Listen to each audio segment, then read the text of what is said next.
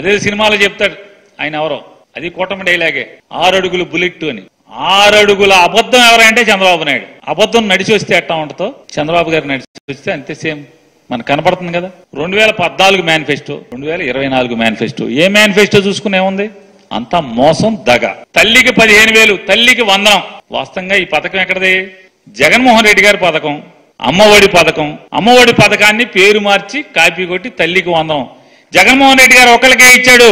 మేము ఇంట్లో ఎంతమంది ఉంటే అంతమందికి, ఒకరైతే 15,000, ఇద్దరైతే 30,000, ముగ్గురైతే 40,000, నలుగురైతే 60,000.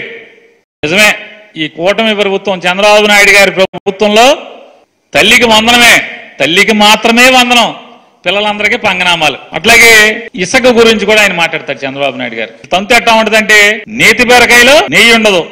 చంద్రబాబు నాయుడు గారి మాటల్లో నిజాయితీ కూడిన మాటలు అని చెప్తాడు ఆయన, నీతి ఉండదు.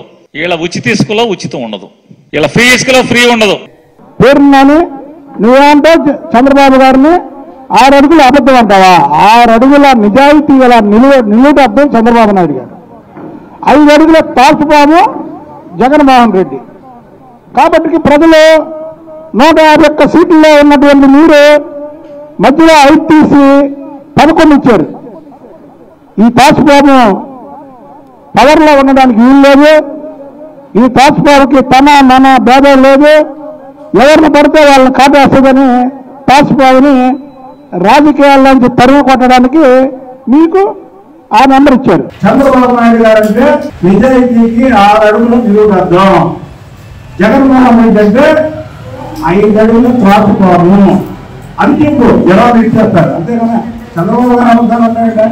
చంద్రబాబు గారు అబద్ధాలు అయితే 4 సార్లు ముఖ్యమంత్రి అవుతారు రాష్ట్రానికి.